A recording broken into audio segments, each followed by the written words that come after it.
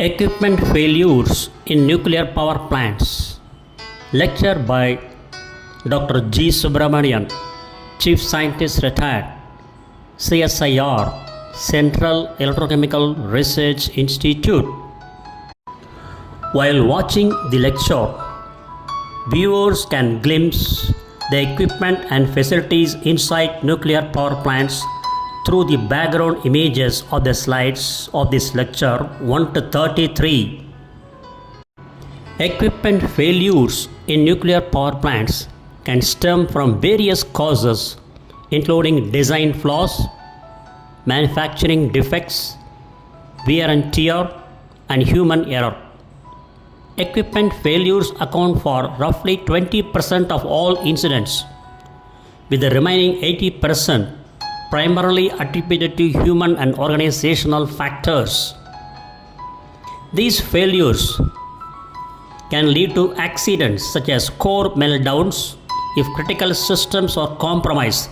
That is, these failures, for example, the mechanical, electrical, or structural components failures can disrupt vital cooling systems and threaten reactor safety, potentially leading to core damage. Major events like Chernobyl and Fukushima highlight the potential consequences of equipment failures, which can involve the release of radioactive materials and require extensive emergency responses. The above two images portray fiery red molten sphere with glowing fractures and intense internal heat radiating from the core.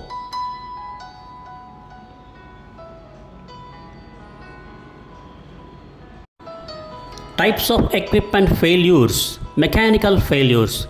These can include failures in pumps, valves, turbines, and other machinery due to wear, fatigue, or improper maintenance. Then electrical failures.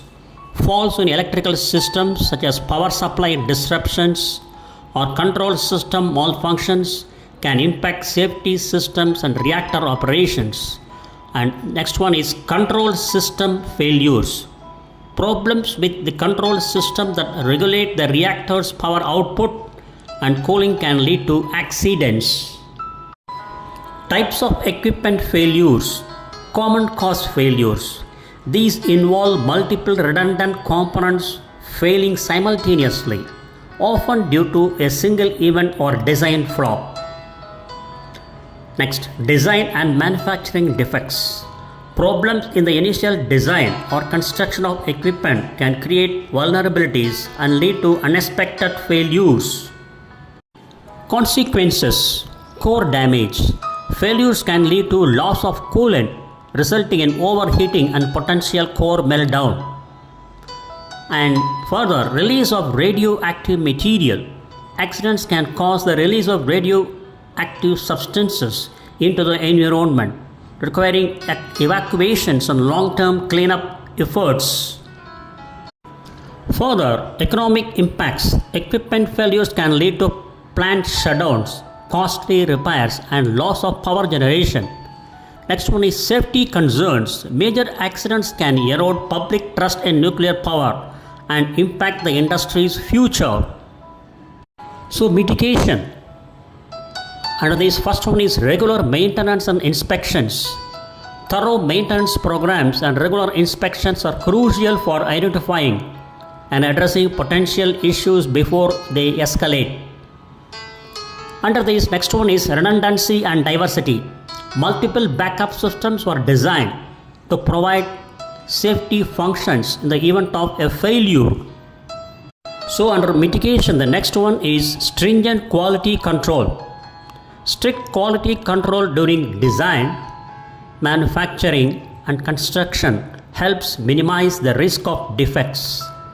Next factor is operator training. Well-trained operators are essential for responding effectively to abnormal events and minimizing the risk of human error. Common types of equipment failures. Under this, one is electrical component failures. Accounting for a large portion of events, these involve circuit failures, overheating, loose wiring and electrical panel damage. Next one is coolant systems malfunctions. The failure of pumps, valves or pipes can prevent cooling water from reaching the reactor core. Without proper heat removal, the fuel can overheat. Next one is steam generator leaks. Degradation, corrosion or tube ruptures in steam generators can cause a loss of coolant pressure and lead to the release of radioactive fluids into secondary non-radioactive systems. The next one is structural material degradation. Continuous exposure to extreme heat, pressure and radiation causes components like reactor pressure vessels and fuel cladding to become brittle or corrode over time. The images from left to right, top and bottom, A, B, C, portrays failure of motor control center MCC under seismic loading. Image A on the top left gives you bolt slip. You can see the rounded red circle, you can see the failure there. And image B, trip. And image C at the bottom, damage to the inner plate bolt. You can see this red circle giving the damages. Further, the images from left to right and bottom, A, B, C, portrays the failure of switch gear under seismic loading. Image A provides the failure in door slip, and image B portrays damage to the bolt 1. You can see the end circle with the red end circle, and the image C, you can see the damage to the bolt 2 encircled with red color. So this is due to the failure of switch gear under seismic loading. The images A and B portray the failure of inverter under seismic loading. Image A gives the view of failure of trip in the inverter, and image B portrays the failure of damage to the door lock. Further, this image portrays the failure of battery charger under seismic loading, that is damage to coil support. This image A and B portrays the malfunction of electrical panels under seismic loading. Image A on the top gives you the view of trip of motor control center with the fragility 20%. You can see here on the top, you can see the left side square, red colored square which is arrowed, is enlarged and blown up, maximized and shown it. The damage is shown there. The trip of motor control center with fragility of 20%. On the bottom side you can see image B, chattering of the battery charger with fragility of 30%. On the bottom side you can see a squarish red colored one which has been maximized and shown on the enlarged image, has been shown on the right side, chattering of the battery charger. Historical impact and safety mechanisms. Equipment failures have played a major role in several notable nuclear incidents, often compounded by a lack of proper backup systems. 3 Mile Island happened in March 28, 1979. A stuck open relief valve, a mechanical failure, lead to loss of coolant, resulting in a partial core meltdown.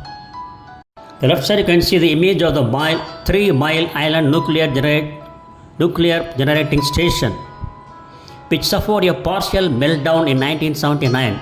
The reactors are in the smaller domes with rounded tops. The large smokestacks are just cooling towers.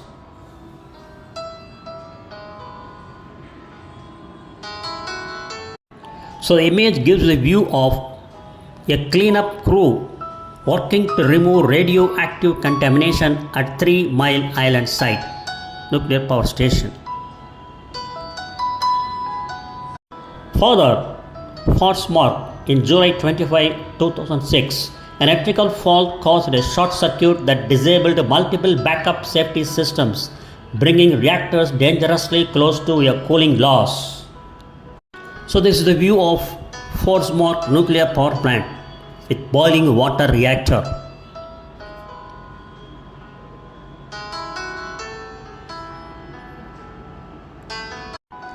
The Fort Smoke incident 25th July 2006 has been pictorially depicted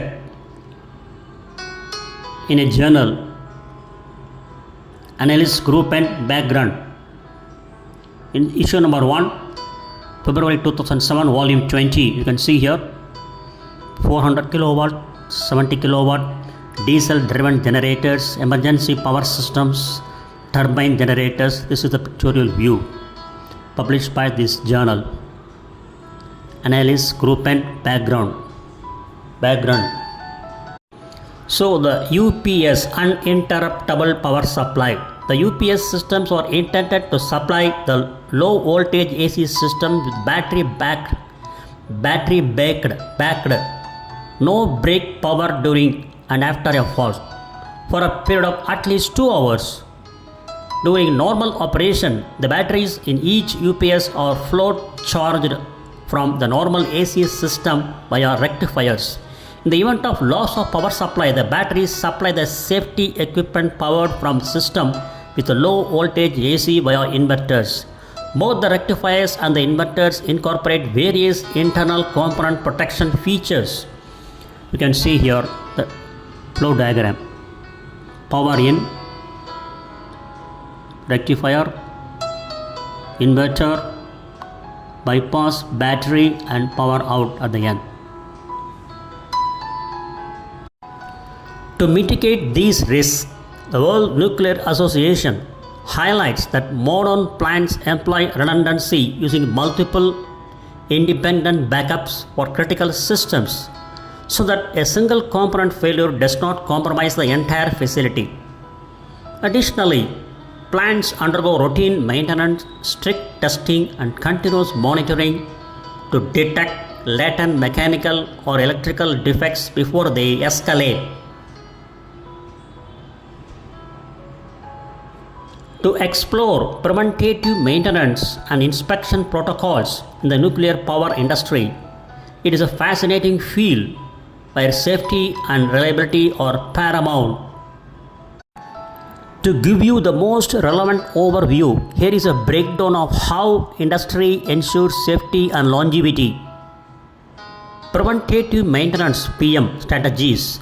Instead of waiting for parts to fail, plants use time-directed maintenance, that is, overhauls at fixed intervals, and condition-based maintenance using sensors to monitor equipment health.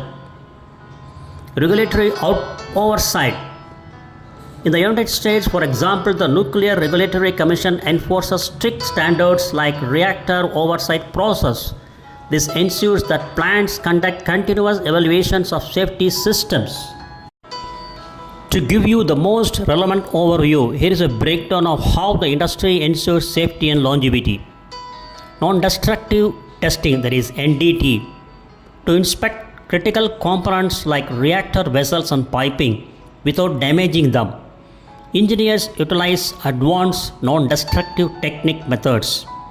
These include ultrasonic testing, eddy current testing, radiographic testing to detect the smallest of micro cracks or material degradation. In-service inspection (ISI) protocols mandated by organizations like the American Society of Mechanical Engineers dictate that components undergo rigorous baseline and periodic inspections throughout the plant's operational lifespan. The interplay between human factors and mechanical failures in the nuclear industry is a critical area of study. In fact, operating experience shows that human-related issues and latent organizational weaknesses contribute to the vast majority of safety-related incidents. The interaction between human performance and equipment reliability breaks down into a few distinct areas. They are active versus latent errors. Accidents usually stem from a combination of active errors, that is, mistakes by frontline operators, and latent errors, that is, flawed management processes, design, or maintenance from the past that lie dormant in the system. The interaction between human performance and equipment reliability breaks down into a few distinct areas. First one is safety, culture and communication. Organizations that lack strong safety cultures, clear operating procedures, or robust communication channels often inadvertently increase the likelihood of human error during maintenance and operations. The interaction between human performance and equipment reliability breaks down into a few distinct areas. Under this, event reports. Studies regularly dive into license event reports (LERs) using models like the Human Factors Analysis and Classification System (HFACS) to deconstruct how personnel respond to failing equipment. Active and passive nuclear safety. Nowadays, the most common nuclear reactors, pressurized water reactors and boiling water reactors, rely mostly on the active safety systems.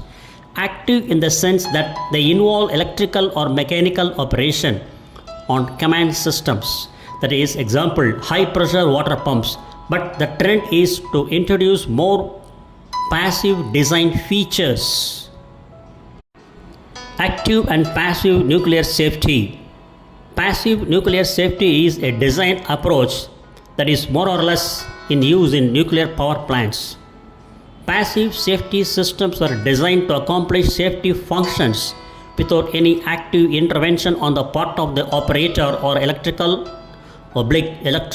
feedback to bring the reactor to a safe shutdown state in the event of a particular type of emergency, usually overheating resulting from a loss of coolant or loss of coolant flow.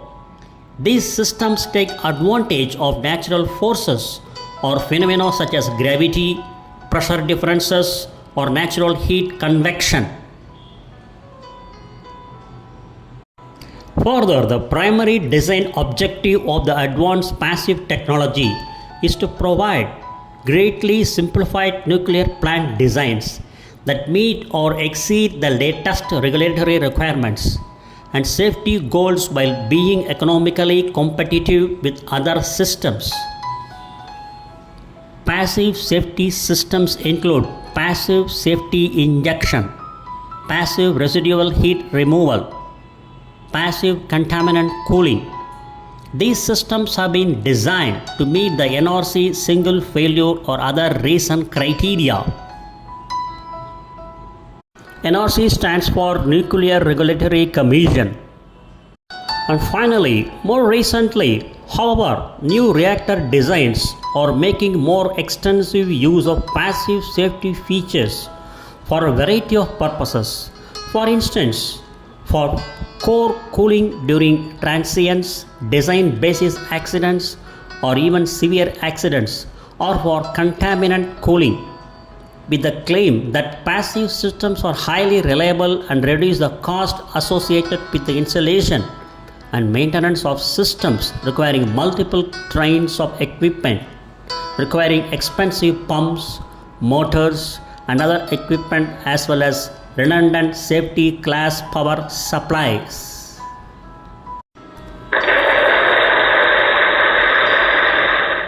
Thank you very much for watching this video, and thanks for your patience.